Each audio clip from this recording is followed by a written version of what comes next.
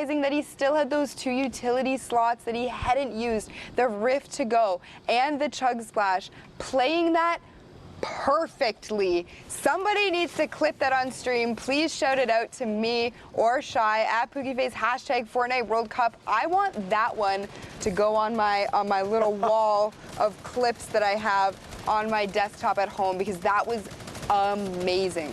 Yeah, not only using that Rift to relocate, but then popping off those Chug Splashes as well, isolated. Talking about isolated now, Vibes finding someone on the low ground as well, once again utilizing these vertical positionings that happen.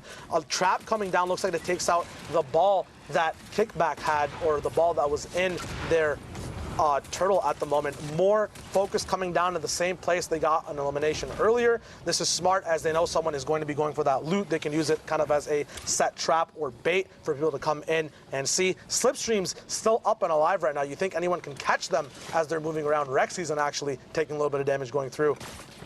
Yeah, and there's so much building here. You know, if you do want to utilize the slipstream, you could possibly do it and land on top of any one of these players' builds, but really nobody in there right now. We're taking a look at Iota, and we have Vectical here as well, looking very, very good. And like, they do have that new proximity grenade launcher there. How are you feeling about that item so far in the game? So the Proxim launcher is very interesting just because it does pack such a wallop, but at the same time takes an essential slot that everyone already has, you know, determined for their playstyle and their, you know, building, their rotations. So at the moment, although it is a very strong item, it's very situational, and you do have to give up, you know, say smokes, a heavy sniper, stuff that's been true and tested. It still is a very new item, in my opinion.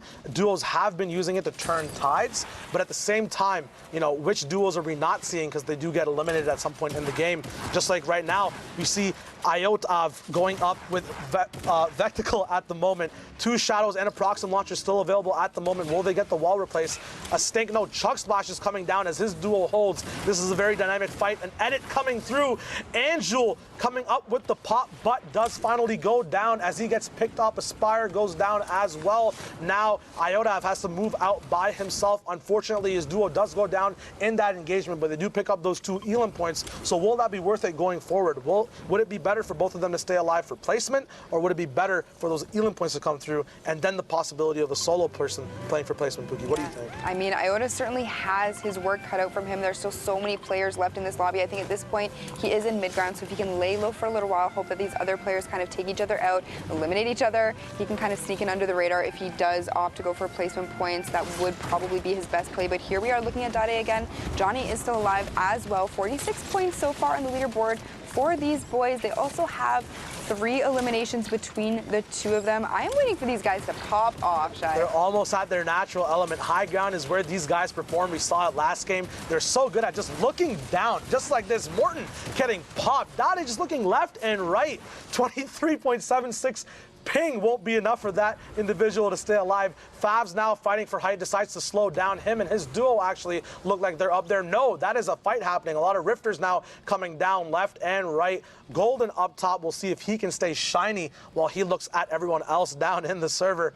A lot of people still rifting. Looks like the Bolt boys are up top as well. Not sure where Johnny is. He's right below Dade, actually. A lot of hard mats now being used.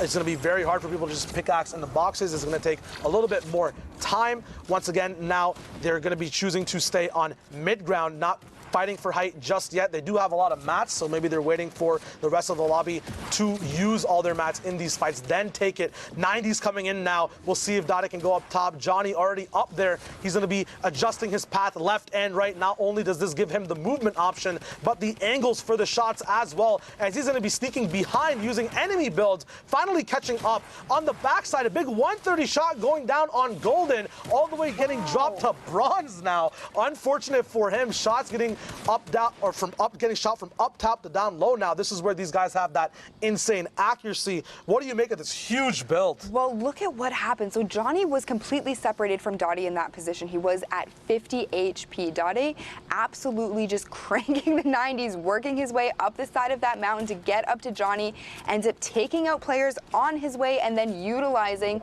those chug splashes to heal his partner up. That is the duo partner you want. Absolutely. You want someone that can support you, but also attack. You know, protect, attack. Protect, attack, gives health back. You know? Absolutely. That was sick. I'm not gonna lie. That was really good.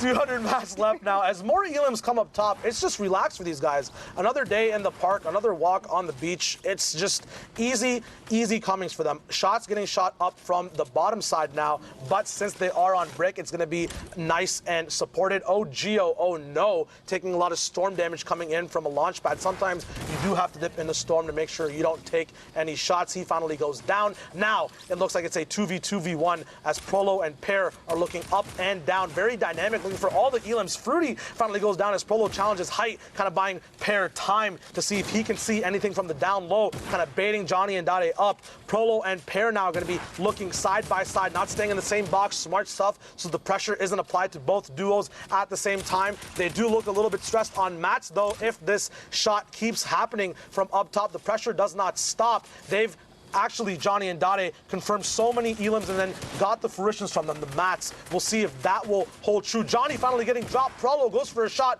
does not connect. They're both in storm. Prolo goes down. Dade up top has to stay on a campfire. Pear, if he gets this elim, can get the siphon, but it doesn't go through. The Bolt boys back to back popping off. Just easy comings, easy games. I said they had to pop off. Yeah. And they did. I mean, Nice. I don't want to say it was